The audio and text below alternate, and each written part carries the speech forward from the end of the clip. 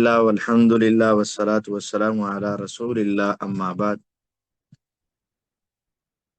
اللہم صلی علی محمد وعلی آل محمد کما صلیت علی ابراہیم وعلی آل ابراہیم انک حمید مجید۔ اللہم بارک علی محمد وعلی آل محمد کما بارکت علی ابراہیم وعلی آل ابراہیم انک حمید مجید۔ رب اشرح لی صدری ویسر لی امری واحلل عقدۃ من لسانی یفقہوا قولی واجعل لی وزیرا من اہلی۔ اعوذ باللہ السمیع العلیم من الشیطان الرجیم، بسم اللہ الرحمن الرحیم۔ محمد رسول اللہ والذین معہ اشداء علی الکفار رحماء بینہم تراہم رکعا سجدا یبتغون فضلا من اللہ ورضوانا سیماہم فی وجوہہم من اثر السجود ذلك مثلهم في التوراة ومثلهم في الإنجيل كزرع أخرج شطأه فآزره فاستغلظ فاستوى على سوقه يعجب الزراء ليغيظ بهم الكفار وعد الله الذين آمنوا وعملوا الصالحات منهم مغفرة وأجرا عظيما۔ سورۃ الفتح اور آیت نمبر 29 آخری آیت۔ اللہ رب العزت نے قرآن مجید کے مختلف مقامات پر صحابہ رضوان اللہ علیہم اجمعین کے تذکرے کیے ہیں۔ صحابہ رضوان اللہ علیہم اجمعین کے حوالے سے ہمارے معاشرے میں 3 قسم کے افراد پائے جاتے ہیں۔ ایک رافضی ہیں، ایک ناسبی ہیں اور ایک اہل السنہ والجماعت ہے۔ رافضیت، اس کا مفہوم یہ ہے کہ اہل بیت رضوان اللہ علیہم اجمعین کا سہارا لے کر صحابہ رضوان اللہ علیہم اجمعین کے خلاف تبرہ کرنا، یہ رافضیت ہے۔ اور ناسبیت یہ ہے صحابہ رضوان اللہ علیہم اجمعین کا سہارا لے کر اہل بیت کے بارے میں زبان درازی کرنا، یہ ناسبیت ہے۔ اور اہل السنہ والجماعہ، اس کا مفہوم یہ ہے کہ صحابہ اور اہل بیت رضوان اللہ علیہ مجمعین سب کے حوالے سے اپنا ذہن صاف رکھنا، ان کے ساتھ عقیدت، احترام اور محبت کا رشتہ رکھنا، کے لیے دعائے مغفرت کرنا، ان کی حسنات کا ذکر کرنا، سیئات کے بارے میں زبان بند رکھنا، یہ اہل السنہ والجماعت کا عقیدہ ہے۔ صحابہ رضوان اللہ علیہم اجمعین وہ ہستیاں ہیں کہ جن کو اللہ نے مغفور قرار دیا ہے۔ ایک ہے معصوم، کہ جو غلطی سے پاک ہیں۔ صحابہ رضوان اللہ علیہ مجمعین معصوم نہیں ہیں، لیکن مغفور ہیں، یعنی اللہ رب العزت نے ان کے گناہوں کو معاف کرنے کا وعدہ کر رکھا ہے۔ تو آج ہم صحابہ رضوان اللہ علیہ اجمعین کے حوالے سے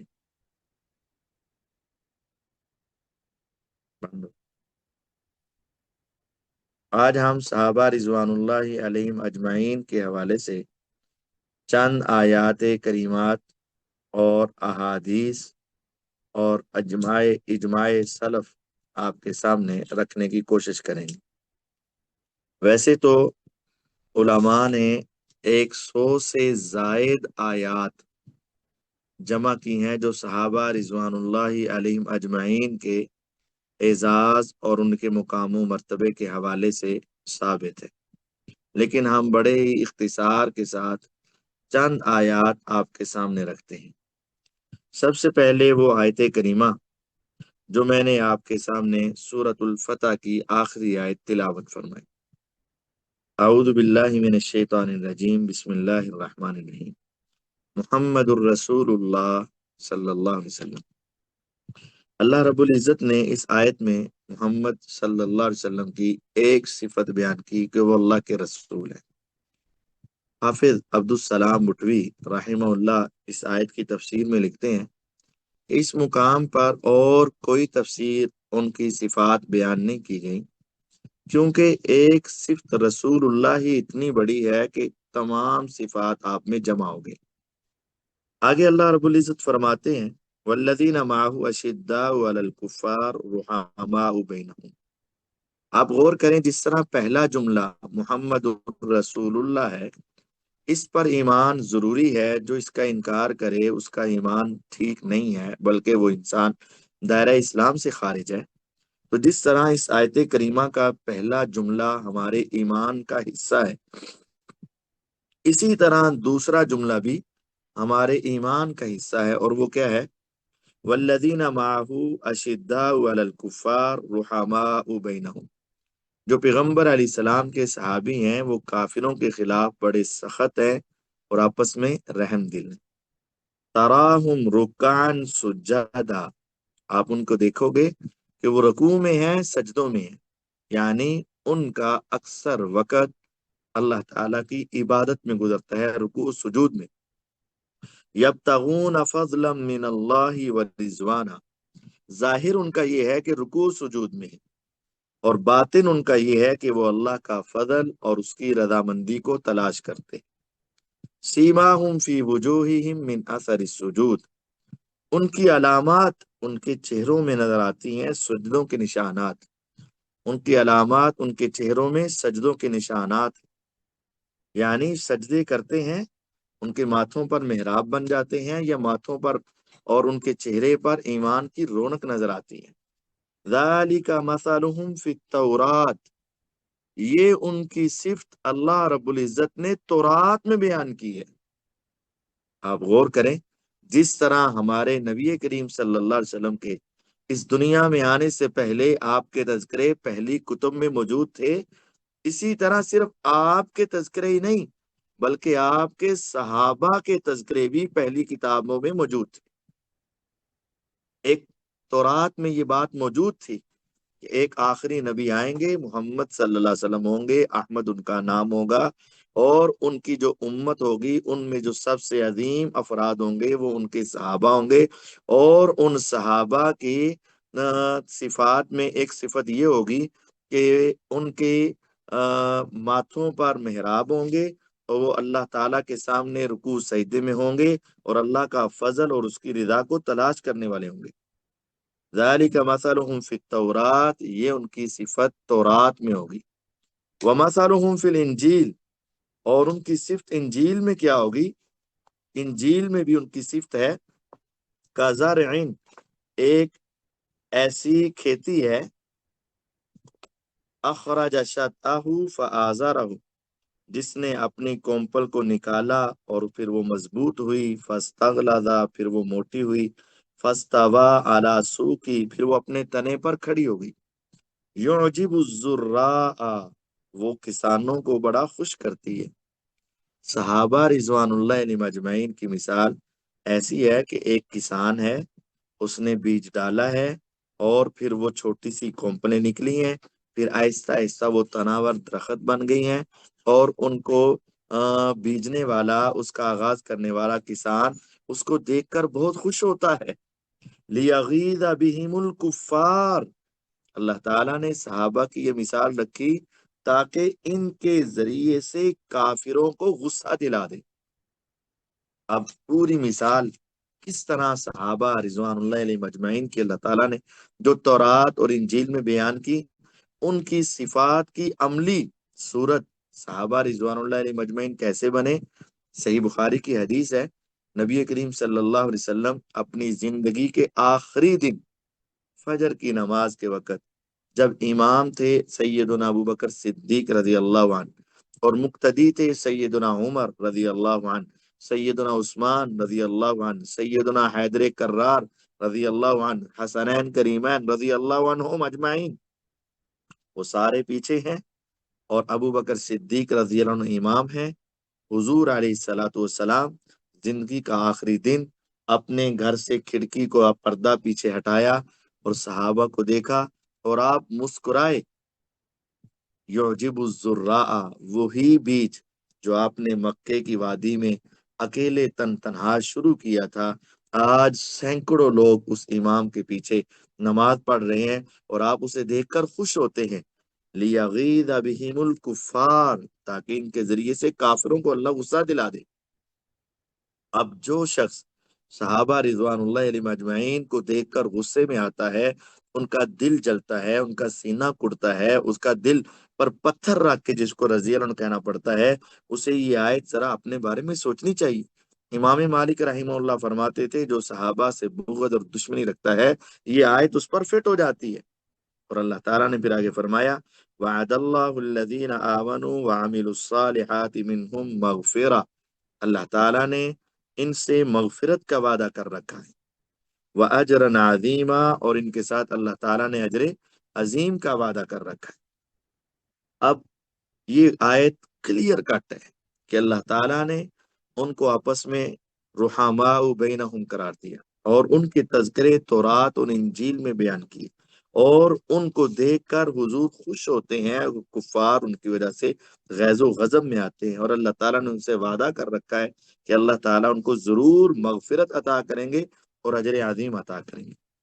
اور اسی پارے کی اگلی سورت سورت الحجرات اور آیت نمبر 3، اللہ رب العزت فرماتے ہیں ان الذین یغضون اصواتهم عند رسول اللہ اولئک الذین امتحن اللہ قلوبهم للتقوی لہم مغفرۃ واجر عظیم، یقیناً جو لوگ اپنی آوازوں کو اللہ کے رسول صلی اللہ علیہ وسلم کے ہاں پست رکھتے ہیں تو یہ وہی لوگ ہیں جن کا اللہ رب العزت نے امتحان لے لیا، ان کے دلوں کا امتحان لیا، اور دلوں کے اندر کیا چیک کیا؟ تقوی چیک کیا۔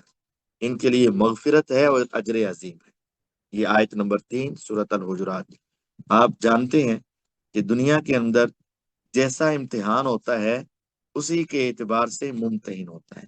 اگر ناظرے کا امتحان ہے تو ایک حافظ اس سے لے لے گا، اور اگر حفظ کا امتحان ہے تو ایک قاری اس سے لے گا، تجوید پڑھا ہوا لے گا، اور اگر تجوید کا امتحان ہے تو جو سبع عشرہ کیا ہوئے ہے بڑا قاری ہے وہ لے گا، اور اگر سبع عشرہ کا امتحان ہے تو بہت بڑا جو قاری اس فن کا ماہر ہوگا وہ لے گا۔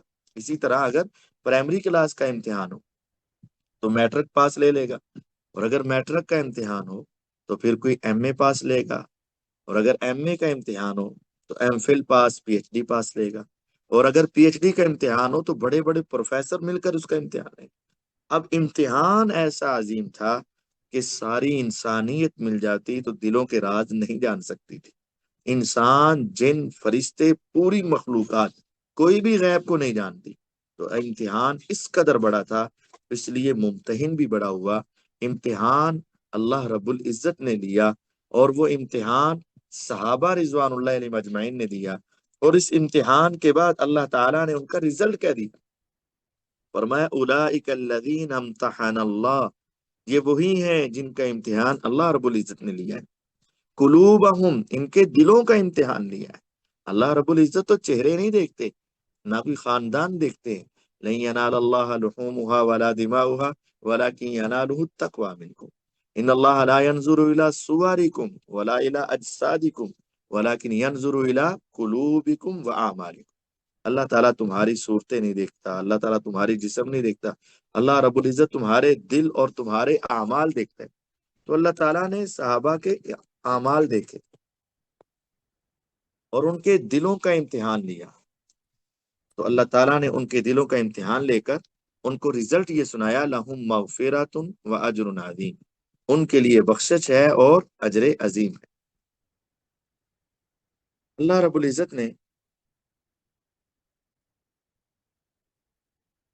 اس کے بعد پھر ان کو اگلی آیت میں فرمایا،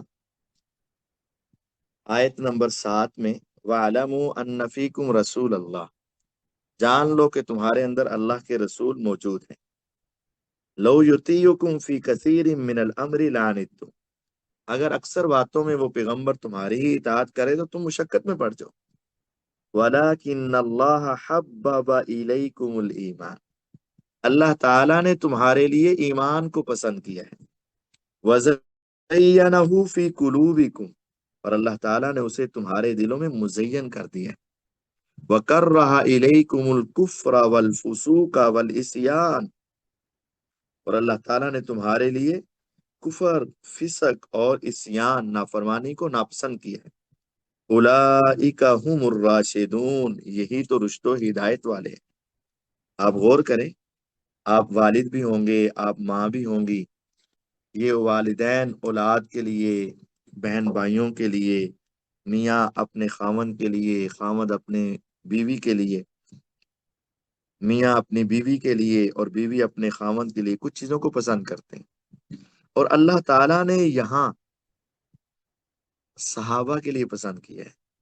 अब पसंद करने वाली सहाबा अल्लाह रब्बुल इज्जत की जात है, और जिनके लिए पसंद किया जा रहा है वो सहाबा रिजवानुल्लाह अलैहिम अजमईन है। इसका मतलब है अल्लाह ताला को सहाबा से बेपनाह मोहब्बत है, उनकी कुर्बानियों की वजह से, उनके आमाल की वजह से, उनकी अमानतदारी की वजह से, उनके ईमान की वजह से। फरमाया हब्बाबा इलैकुमुल ईमान, अल्लाह ताला ने तुम्हारे लिए ईमान को पसंद किया, महबूब बना दिया तुम्हारे लिए अल्लाह ने ईमान को। या रब, जब आपने सहाबा के लिए ईमान पसंद किया तो फिर आपने उसको कैसे कहाँ रखा? फरमाया वज़य्यनहु फी कुलूबिकुम, उस ईमान को मुज़य्यन कर दिया तुम्हारे दिलों में। अब यहाँ एक बहुत बड़ी बलागत का एक उसूल है कि अमूमन होता ये है कि बंदा मोमिन होता है तो वो निखर जाता है, खूबसूरत हो जाता है। अब सहाबा रिजवानुल्लाह अलैहिम अजमईन के दिल इतने पाक, साफ और अजीम थे कि अल्लाह रब्बुल इज्जत फरमाते हैं कि हमने वो ईमान इनके दिलों में रखा तो ईमान खूबसूरत हो गया, यानी ईमान जगमगाने लग गया उनके दिलों की वजह से। आप गौर करें, अल्लाह रब्बुल इज्जत ने कितनी बड़ी बात कर दी। आप दुनिया के अंदर एडवर्टाइजमेंट देखते हैं कि वो अच्छा लिबास खूबसूरत इंसान पहनता है, तो वो लिबास की तारीफ होती है कि कितना खूबसूरत लिबास है। तो अब अल्लाह रब्बुल इज्जत ने वो ईमान जैसी अजीम नेमत जब सहाबा के दिलों में रखी तो फरमाया वो ईमान जगमगाने लग गया। वकर्रा इलैकुमुल कुफ्रा वल फुसूका वल इस्यान, और अल्लाह ताला ने तुम्हारे लिए कुफर, फिसक और इस्यान, नाफरमानी को नापसंद की। उलाइका हुमुर राशिदून, फिर अल्लाह रब्बुल इज्जत फरमाते हैं ये ही रुश्तो हिदायत वाले हैं। ये तमाम सहाबा रुश्तो हिदायत वाले, और ये तमाम सहाबा अल्लाह के मुकर्रब बंदे। एक और आयत करीमा आपकी समातों की नजर करना चाहता हूँ। सूरत अल अनाम है, 7वां पारा है, और 52, 53 और 54, 52, 53, 54, ये तीन आयात इकट्ठी है। अल्लाह रब्बुल इज्जत नबी करीम सल्लल्लाहु अलैहि वसल्लम को फरमाते हैं वला ततरुदिल्लज़ीना यदऊना रब्बहुम बिलगदाति वल अशी, ऐ पैगंबर अलैहिस्सलाम, उन लोगों को जो सुबह शाम अपने रब को पुकारते हैं उनको अपने से दूर ना करना। युरीदूना वजहा, वो तो उसके चेहरे का इरादा रखते हैं।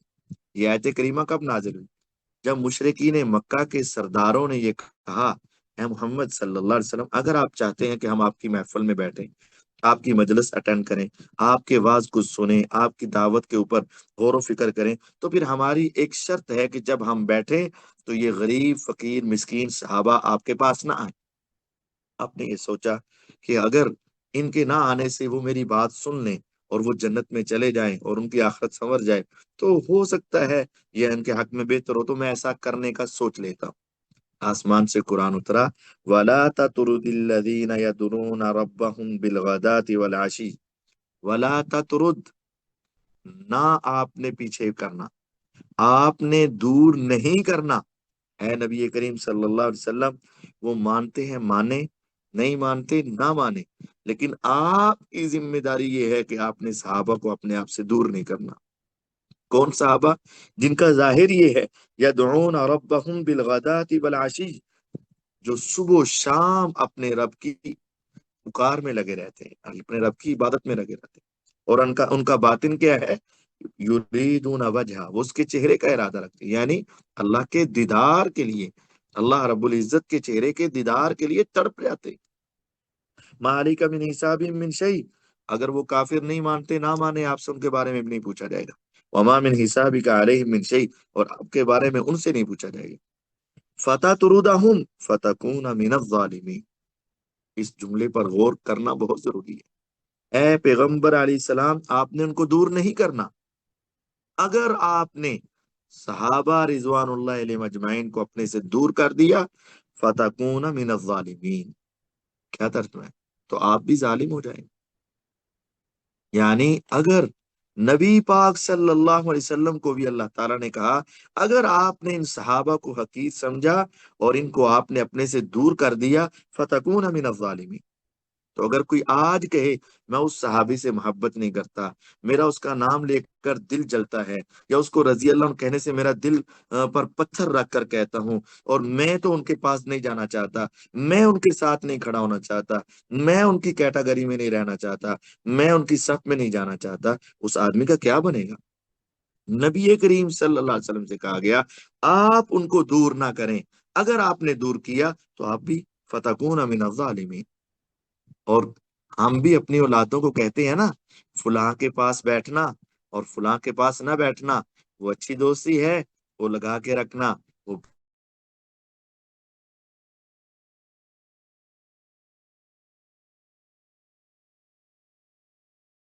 कीजिएगा, इनकी मजलिस में रहें। सूरत अल कहफ में अल्लाह ताला फरमाते हैं, वस्बिर, हुक्म, वस्बिर नफ्सका मअल्लज़ीना यदऊना रब्बहुम बिलगदाति वल अशी। ए पैगंबर अलैहिस्सलाम, आप अपने आप को उन सहाबा के दरमियान में रोक कर रखें जो सुबह शाम अपने रब को पुकारते हैं। और अगली आयत में अल्लाह ताला ने फरमाया, व इज़ा जाअकल्लज़ीना युमिनूना बिआयातिना फकुल सलामुन अलैकुम कतब रब्बुकुम अला नफ्सिहि रहमा अन्नहु मन आमिल मिनकुम सुअन बिजहाला सुम्मा ताबा मिन बादी व अस्लह फअन्नहु गफूरुर रहीम। ये 54 नंबर आयत, 54 नंबर आयत। आम उसूल ये है, छोटा बड़े को सलाम करेगा। आम उसूल ये है, खड़ा बैठे को सलाम करेगा। आम उसूल ये है कि आने वाला पहले से मौजूद अफराद को सलाम करेगा। लेकिन आप देखें, इस आयत का तर्जमा आपने जरूर पढ़ना है। सूरत अल अनाम 7वां पारा 54 नंबर आयत, व इदा जाअकल्लज़ीना युमिनूना बिआयातिना, ए नबी करीम सल्लल्लाहु अलैहि वसल्लम, जब आपके पास वो लोग आए जो हमारी आयत पर ईमान रखते हैं, यानी सहाबा जब आपके पास आए, तो जब आए तो हक किसका है सलाम कहना? आने वाले का, क्योंकि आप बैठे हैं, वो आ रहे हैं। और छोटे कौन है? सहाबा। बड़े कौन है? नबी पाक सल्लल्लाहु अलैहि वसल्लम। छोटे पर लाजिम है बड़े को सलाम करें, आने वाले पर लाजिम है बैठे को सलाम कहें। लेकिन सहाबा रिजवानुल्लाह अलैहिम अजमईन की दिलजोई के लिए, उनकी तसल्ली के लिए, उनको ढारस बांधने के लिए, उनको अपनाइयत देने के लिए अल्लाह ताला ने कहा, ए मोहम्मद सल्लल्लाहु अलैहि वसल्लम, जब ये सहाबा आपके पास आए ना, असल जिम्मेदारी तो उनकी है कि वो सलाम कहें, लेकिन फकुल सलाम अलैकुम, आपने उनके दिल जोई के लिए आपने उनको सलाम करना है। आपने अल्लाह ताला से उनसे उनके लिए दुआएं मांगनी है कि या रब इनको सलामत रख। क्यों? आप गौर करें, नबी पाक सल्लल्लाहु अलैहि वसल्लम को हुक्म है कि आप उनके लिए दुआ करें और सलाम अलैकुम कहें कि ऐ सहाबा तुम्हारे ऊपर सलामती हो। हक तो सहाबा का था सलाम कहने का, लेकिन पैगंबर अलैहिस्सलाम को अल्लाह रब्बुल इज्जत ने कहा आप इनको कह दें। क्यों?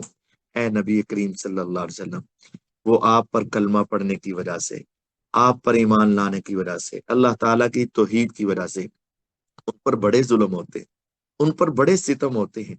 कभी उनको तपती रेत के ऊपर लिटाया जाता है, कभी उनको लोहे की सलाखों के साथ दागा जाता है, कभी उनकी आंखों को फोड़ा जाता है, कभी उनके टुकड़े किए जाते हैं, कभी उनकी औलाद को छीना जाता है, कभी उनके वालिदैन से दूर किया जाता है, कभी उनकी जायदादों को उनसे कब्ज किया जाता है, उन पर जुल्म के पहाड़ ढाए जाते हैं और सितम की दास्तानें रकम की जाती हैं। लेकिन वो फिर भी जब आपके पास आते हैं और आप एक मर्तबा उनको सलाम कहते हैं, उनको सारे गम भूल जाते हैं, उनके सारे दुख खत्म हो जाते हैं।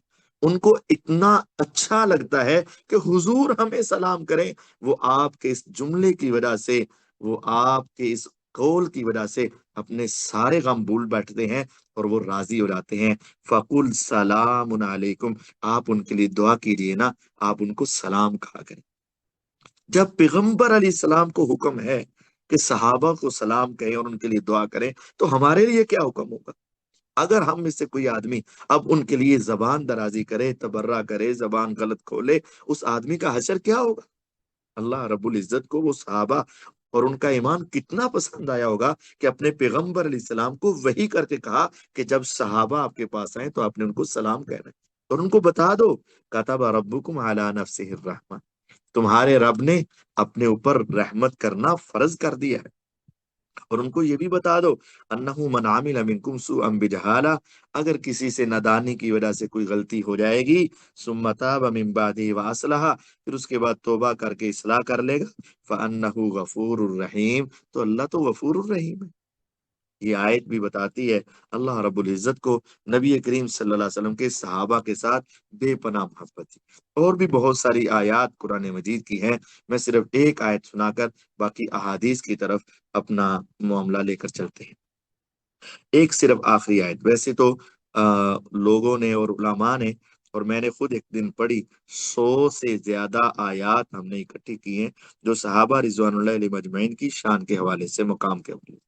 تو میں ایک آخری آیت آپ کے سامنے رکھنا چاہتا ہوں، سورت التوبہ ہے اور آیت نمبر 100 ہے۔ قرآن مجید فرقان حمید میں 114 صورتیں ہیں، ان میں سے جو 113 نمبر پہ نازل ہونے والی ہے اس کا نام سورت توبہ ہے۔ اور یہ سورت کب نازل ہونی شروع ہوئی؟ نبی کریم صلی اللہ علیہ وسلم کی نبوت کے 22ویں سال اور ہجرت کے 9ویں سال اس کا آغاز ہوا۔ آپ سمجھیں کہ نبی کریم صلی اللہ علیہ وسلم جب مدینہ طیبہ میں آئے تو آپ 10 سال رہے، دوسرے سال میں غزوہ بدر ہوا، تیسرے سال میں غزوہ احد ہوا، 5ویں سال میں خندق ہوا، 6ٹھے سال میں آپ نے خیبر کی جنگ لڑی اور 7ویں میں عمرۃ القضاء کیا، 8ویں سال میں آپ نے حجت و مکہ فتح کیا، 8ویں سال رمضان میں مکہ فتح کیا اور اس سال کسی نے حج نہیں کیا۔ اگلے سال 9 ہجری میں حج کے لیے ابو بکر صدیق رضی اللہ عنہ کو امیر حج بنا کر روانہ کیا۔ جب وہ چلے گئے تو پیچھے سے سورت توبہ کی آیات کا نزول ہوا کہ اے نبی کریم صلی اللہ علیہ وسلم، مشرکین مکہ کو بتا دو کہ جتنے معاہدے ہیں 4 مہینے کے بعد ختم۔ یہ سورت 9 ہجری کے آخر میں نازل ہونا شروع ہوئی۔ اب کرتے کرتے اس کی 100 نمبر آیت آئی، تو لازمی ڈیفینیٹلی 9 کا آخری مہینہ تھا یا 10 کا آغاز تھا۔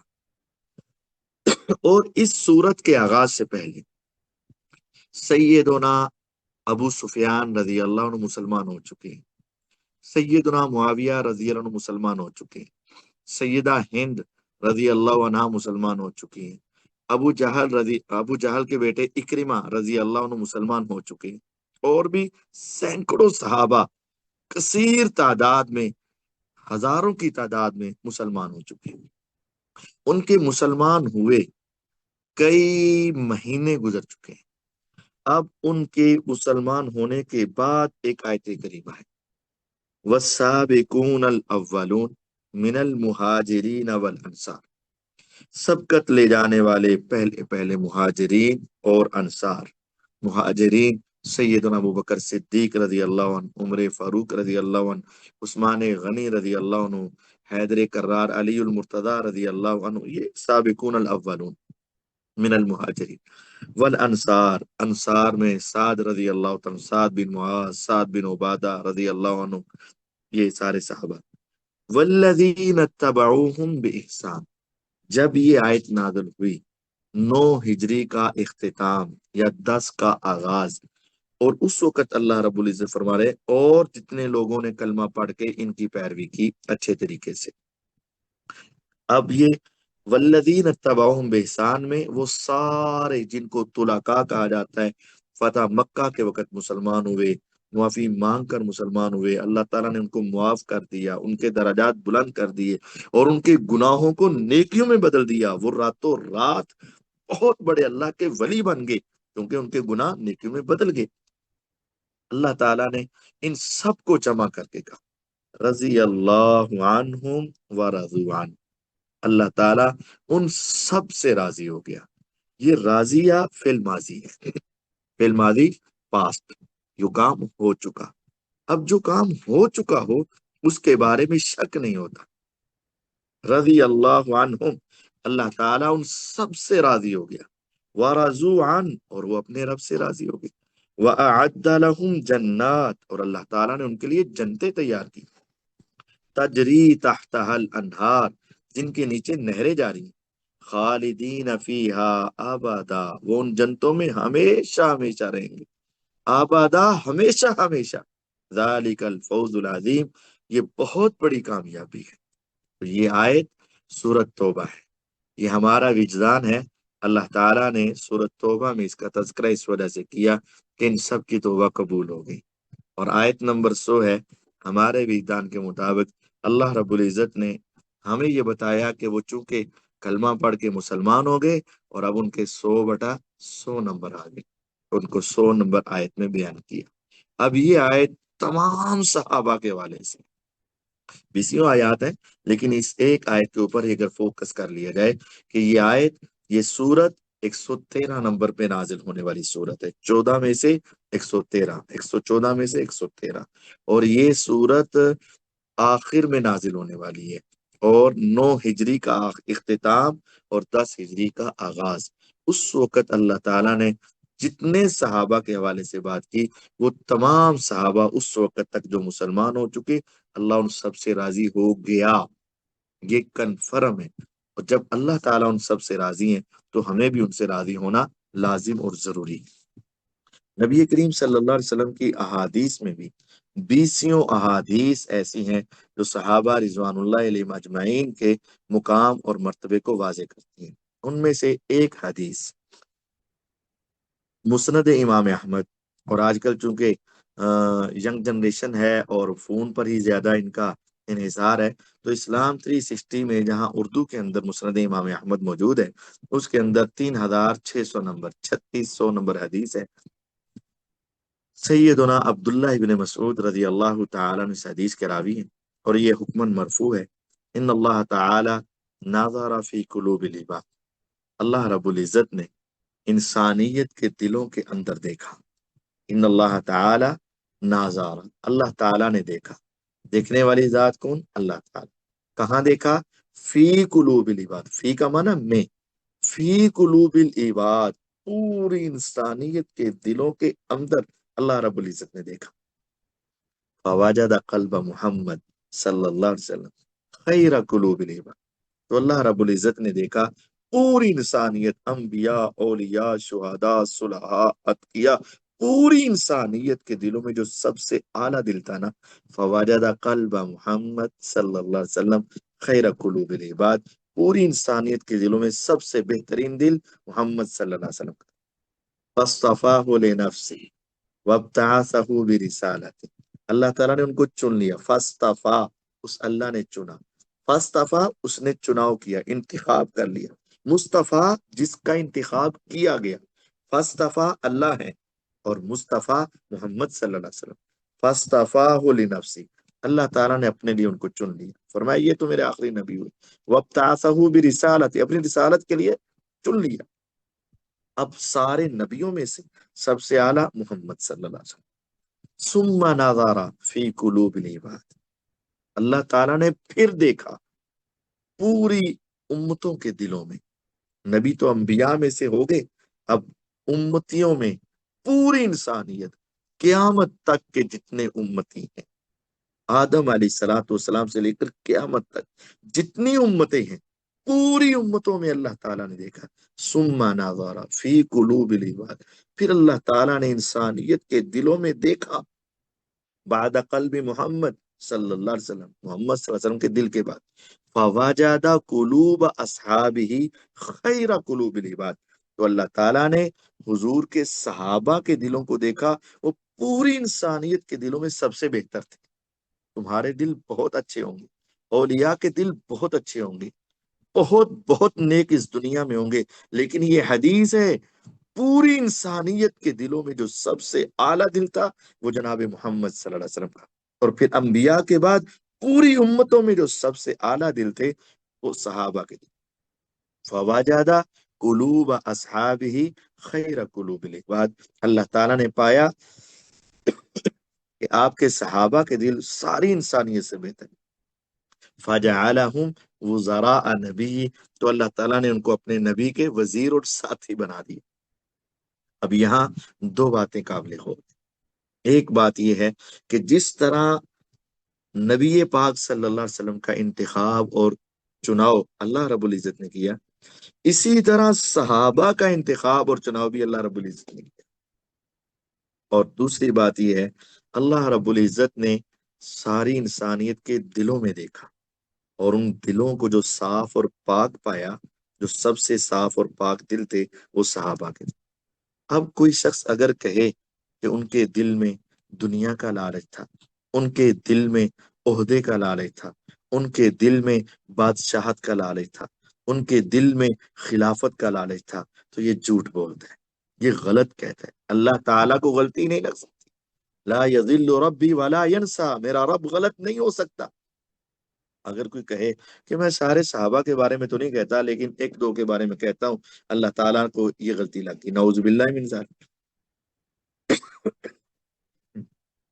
تو ہم یہ کہیں گے کہ کیا اللہ رب العزت کبھی غلطی کھا سکتے ہیں؟ کہا جائے گا نہیں. اللہ تعالیٰ کیا کبھی غلطی کھا سکتے ہیں؟ اللہ تعالیٰ غلطی نہیں کھا سکتے. لا یذل ربی ولا ینسا، میرے اللہ تعالیٰ کو کبھی غلطی نہیں لگ سکتی.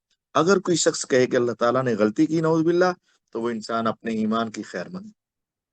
یہ نبی کریم صلی اللہ علیہ وسلم کی حدیث ہے کہ آپ نے ان کو یہ اعزاز اور مقام دیا، اور آپ نے فرمایا کہ اللہ تعالیٰ نے ان کو چنا اور ان کے دلوں کو دیکھا اور سب سے اعلیٰ دل پائے. بسم اللہ.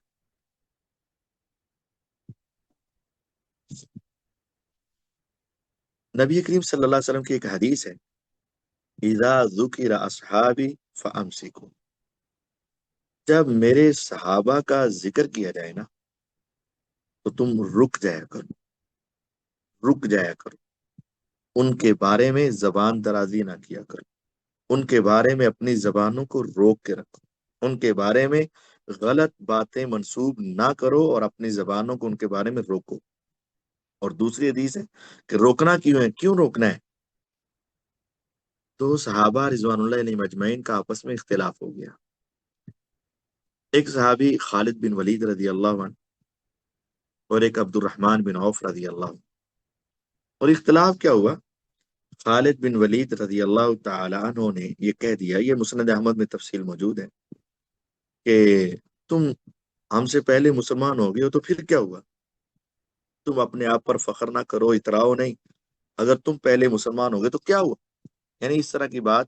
خالد بن ولید رضی اللہ تعالیٰ عنہ جو سیف من سیوف اللہ، اللہ کی تلواروں میں سے ایک تلوار ہے، جن کو آپ نے اللہ کی تلوار کہا ہے، جنہوں نے مارکہ موتا کے اندر علم تھاما اور اس وقت کی رومی قوم سے مسلمانوں کو بچایا. وہ کون تھے؟ سیف من سیوف اللہ، خالد بن ولید رضی اللہ عنہ. انہوں نے عبد الرحمن بن عوف رضی اللہ عنہ سے یہ بات کہہ دی کہ تم فخر نہ کرو، تم اتراؤ نہیں، تم نے اگر پہلے کلمہ پڑھ لیا تو پھر کیا ہوا؟ اس طرح کی بات کی. تو نبی کریم صلی اللہ علیہ وسلم کو یہ پتا چلا تو آپ نے فرمایا خالد سنو، لا تسبوا اصحابی فلو ان احدکم انفق مثل احد ذهب ما بلغ مد احدهم ولا نصیفا.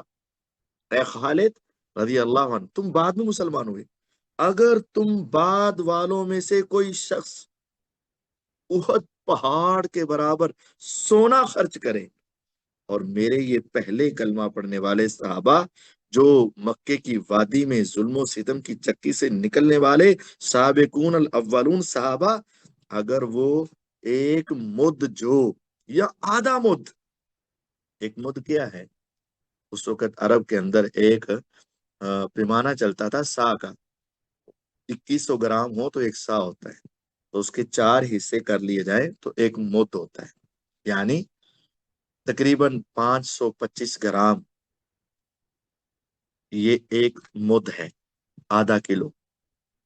اور ایک مد جو، یا اس سے بھی آدھا مد، یعنی آدھا کلو سے بھی آدھا، یعنی 1 پاؤ جو ہو، اور تمہارا ایک احد پہاڑ کے برابر سونا ہو، تو اے خالد رضی اللہ عنہ، تمہارا سونا اللہ کے یہاں قبول بھی ہو جائے تو اس کی وہ ویلیو نہیں ہے جو میرے سابقون الاولون کے ایک مد یا آدھے مد جو کی ویلیو ہے۔ تو اگر صحابہ رضوان اللہ علیہ مجمعین کے آپس میں اتنا تفاوت ہے کہ سابقون الاولون بہت آگے ہیں اور بعد میں آنے والے ان سے بہت پیچھے ہیں، لیکن یہ دونوں ہستیاں ہی ہم سے کروڑوں گنا آگے ہیں۔ اس وجہ سے جب سیدنا سعید بن زید رضی اللہ تعالیٰ عنہ کی ایک حدیث ہے کہ انہوں نے کہا کہ فلو ان احدکم فلا مقام احدکم مع رسول اللہ صلی اللہ علیہ وسلم، فلا مقام احدہم مع رسول اللہ صلی اللہ علیہ وسلم، کہ اگر لو امر احدکم امر نوح، اے تابعین کی جماعت، اگر تم میں سے کسی ایک کو عمر نوح بھی عطا کر دی جائے، تم میں سے کسی ایک کو عمر نوح 950 سال کی عمر دی جائے، اور وہ ساری عمر اللہ رب العزت کی تابع داری میں گزار دے، تو تمہاری 950 سال کی عبادت بھی اللہ تعالیٰ کے ہاں وہ مقام نہیں پا سکتی۔ فلا مقام احد مع رسول اللہ صلی اللہ علیہ وسلم خیرن، تو صحابہ کا تھوڑی دیر حضور کے ساتھ ٹھہر جانا وہ تمہاری 950 سال کی عبادت سے افضل ہے۔ سعید بن زید عشرہ مبشرہ میں سے ایک فرد ہیں جو یہ فرما رہے ہیں۔ صحابہ رضوان اللہ علیہ مجمعین کے حوالے سے 20 احادیث ہیں، لیکن آج میں آپ کو 2-3 باتیں اور سمجھانا چاہتا ہوں۔ اگر آپ غور کریں تو یہ کتاب ہے اجماع السلف فی العقائد، سلف صالحین کا اعتقاد میں، عقائد میں جو اجماع ہے اس کے حوالے سے پوری کتاب نقل کی گئی۔ بسم اللہ۔ یہ نقل کرنے والے ہیں امام حرب بن سلیمان الکرمانی، یہ کتاب ہے، اس کے اندر انہوں نے سلف صالحین کا اجماع نقل کیا، اور یہ کتاب آج کل کی نہیں لکھی ہوئی، یہ امام حرب بن سلیمان الکرمانی امام بخاری رحمہ اللہ سے بھی کچھ دیر پہلے پیدا ہوئے، 280 ہجری میں ان کی وفات ہے، اور 90 سال تقریباً ان کی عمر ہے، یعنی دوسری صدی کے آخر اور تیسری کے شروع میں یہ امام موجود تھے، جنہوں نے بڑے بڑے کبار محدثین کا زمانہ پایا، اور یہ امام احمد بن حنبل رحمہ اللہ کے شاگرد ہیں۔ انہوں نے اجماع السلف لکھا، ان سے پہلے جو گزرے ہوئے سلف ہیں، ائمہ، محدثین، تابعین اور صحابہ، ان کا جس عقیدے کے اندر اجماع ہے، اجماع السلف فی الاعتقاد، عقیدے کے بارے میں جو ان کا اجماع ہے، تو وہ اس کے اوپر لکھتے ہیں، صفحہ 70 ہے، اور یہ بات بڑی قابل غور ہے۔ وَمِنَ السُّنَّةِ الْوَاضِحَةِ الْبَيِّنَةِ الثَّابِتَةِ الْمَعْرُوفَةِ، سنت کا لفظ یہاں عقیدے کے معنی میں ہے، جو واضح عقیدہ ہے اور بالکل کلیئر ہے اور ثابت ہے، کنفرم ہے اور معروف ہے اس وقت کے ائمہ، محدثین، صحابہ و تابعین کے درمیان معروف، جو ان کا عقیدہ ہے وہ کیا ہے؟ ذکر محاسن اصحاب رسول اللہ صلی اللہ علیہ وسلم کلہم اجمعین، تمام صحابہ کا تذکرہ اور ان کی خوبیوں کا ذکر کرنا، یہ ان کا عقیدہ ہے۔ والکف عن ذکر مساویہم، اور ان کی غلطیاں، ان کی معاملات جو ناپسندیدہ ہیں ان کو بیان کرنے سے رک جانا، یہ اہل سنت والجماعت اور سلف کا اس پر اجماع ہے۔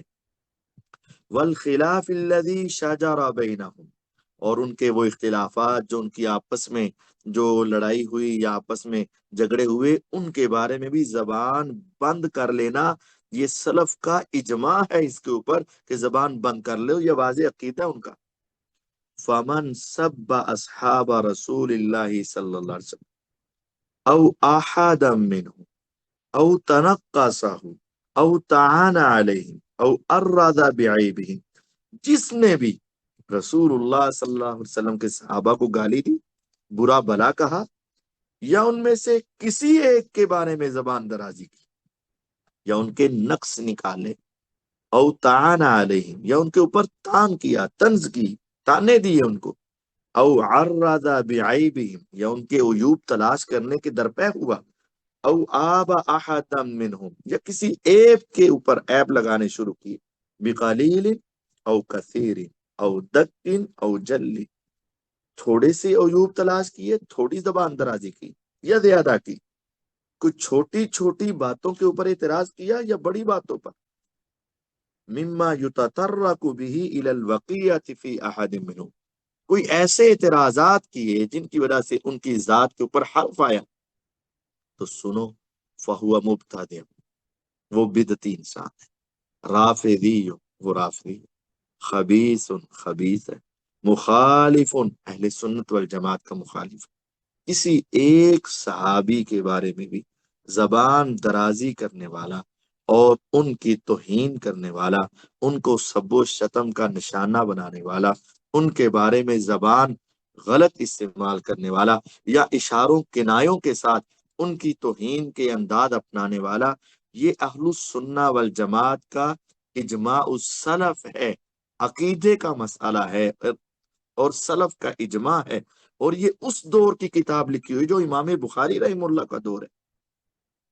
امام بخاری رحمہ اللہ 194 ہجری میں پیدا ہوئے اور یہ 190 ہجری میں پیدا ہوئے، اور وہ لکھتے ہیں کہ سلف کا اجماع اور ان کا عقیدہ کیا ہے، فہو مبتدع، رافضی، خبیث، مخالف، لا قبل اللہ صرفہ ولا عدلہ، اللہ اس کی نہ کوئی نفلی عبادت قبول کرے گا، نہ اس کی کوئی فرضی عبادت قبول کرے گا، بل حبہم سنہ، بلکہ حقیقت تو یہ ہے، صحابہ کی محبت یہ ہمارا عقیدہ ہے، والدعاء لہم قربا، اور ان کے حق میں دعائیں کرنا اللہ کی قربت کا ذریعہ ہے، والاقتداء بہم وسیلہ، اور ان کی پیروی کرنا نجات کا وسیلہ ہے، والاخذ بآثارہم فضیلہ، اور ان کے نقش قدم پر چلنا یہ فضیلت کا باعث ہے۔ اور پھر آگے لکھتے ہیں اہل سنت کا عقیدہ کیا ہے، وَخَيْرُ هَذِهِ الْأُمَّةِ بَعْدَ النَّبِيِّ صلی اللہ علیہ وسلم ابو بکر، اس امت میں نبی کریم صلی اللہ علیہ وسلم کے بعد سب سے زیادہ جس شخصیت کی فضیلت ہے وہ ابو بکر رضی اللہ عنہ، یہ ترتیب بھی اہل سنت کا عقیدہ ہے، تفاضل بھی ہے، سب کے لیے جنت کا وعدہ ہے، لیکن یہ ترتیب بھی اہل سنت کا عقیدہ ہے، خیر هذه الامہ، اس پوری امت میں سب سے بہتر بعد النبی صلی اللہ علیہ وسلم، نبی پاک صلی اللہ علیہ وسلم کے بعد کون ہے، ابو بکر، وخیرہم بعد ابی بکر عمر، اور اس کائنات میں سب سے بہتر ابو بکر جن کے بعد کون ہے، عمر رضی اللہ، وخیرہم بعد عمر عثمان، اور اس کائنات میں سب سے بہتر عمر رضی اللہ کے بعد کون ہے، عثمان رضی اللہ عنہ، وقال قوم من اہل العلم واہل السنہ وخیرہم بعد عثمان علی، اور اہل علم اور اہل سنت کی ایک بڑی تعداد نے یہ کہا ہے کہ عثمان رضی اللہ عنہ کے بعد کون ہے، علی رضی اللہ عنہ، ووقف قوم علی عثمان، اور ایک قوم کچھ افراد حضرت عثمان کے اوپر رضی اللہ عنہ کے اوپر آ کر یہ تفاضل بند کر دیتے، وہم خلفاء راشدون مہدیون، یہ تمام خلفاء راشدین ہیں، ہدایت یافتہ ہیں، اور یہ چاروں کے بعد ثم اصحاب محمد صلی اللہ علیہ وسلم بعد هؤلاء الاربع خیر الناس، ان چاروں کے بعد پھر تمام صحابہ اس پوری کائنات میں سب سے افضل ہیں انبیاء کے بعد، لا يجوز لأحد ان يذكر شيئا من مساوئهم، کسی کے لائق ہی نہیں ہے کہ وہ کسی ایک کی غلطیوں کا ذکر کرے، ولا يطعن على احد منهم بعیب، اور کسی کے لائق نہیں ہے کہ ان میں سے کسی ایک کا بھی عیب بیان کرنے کی کوشش کرے، ولا بنقص، اور ان کا نقص بیان کرنے کی کوشش کرے، ولا بقیت، اور ان کے بارے میں کوئی زبان درازی کرے، ایسا نہیں، فمن فعل ذلك، اور اگر کوئی ایسا کرے گا، ان صحابہ کے بارے میں اپنی زبان کھولے گا، فالواجب علی السلطان تعذیبہ وعقوبتہ، تو لازم ہے حکمران پر کہ اس کو سزا دے اور اس کی سرزنش کرے۔ لیس لہ ان یعفو عنہ، امام کے لیے لائق نہیں ہے، حکمران اور قاضی اور جج کے لائق نہیں ہے کہ اس کو ویسے ہی درگزر کرتے، نہیں نہیں نہیں۔ صحابہ کے گستاخ کو سخت ترین سزا دینے کا امت کا اجماع، سلف کا اجماع ہے۔ بل یعاقبہ، بلکہ وہ ان کو سرزنش کرے گا، سزا دے گا۔ ثم یستتیبہ، پھر ان سے توبہ کروائی جائے گی۔ فإن تابا قبل منہ، اگر توبہ کر لیں تو قبول ہوگی۔ وإن لم یتب اعاد علیہ العقوبہ، اگر وہ توبہ نہ کرے تو امام دوبارہ ان کو سرزنش کرے گا۔ ثم خالدہ الحبس، پھر ان کو عمر قید میں ڈال دیا جائے گا۔ تو امت کا اجماع ہے، عقیدے کا مسئلہ ہے۔ حتی یتوبہ و یراجع، جب تک وہ توبہ اور اپنے اس غلط عقیدے سے رجوع نہیں کرتا تب تک اسے قید میں ڈال دے۔ فہذا السنۃ فی اصحاب محمد صلی اللہ علیہ وسلم، یہ ہے عقیدہ اصحاب محمد صلی اللہ علیہ وسلم کے بارے میں۔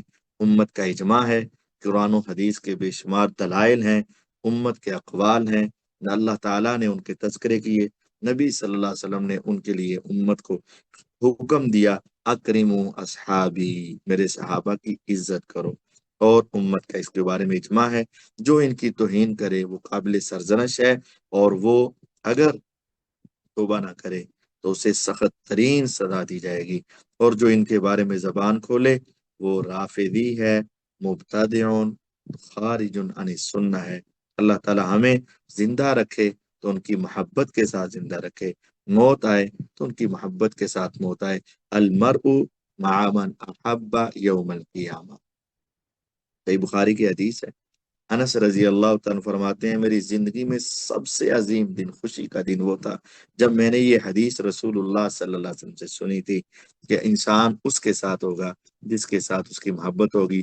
وہ فرماتے تھے کہ میں نے کہا اگرچہ میرے اعمال اتنے اچھے نہیں ہیں لیکن اللہ کی قسم میرے دل میں محمد صلی اللہ علیہ وسلم کی محبت ہے، ابو بکر رضی اللہ عنہ کی محبت ہے، عمر رضی اللہ عنہ کی محبت ہے، تو ہم ان کے ساتھ ہوں گے۔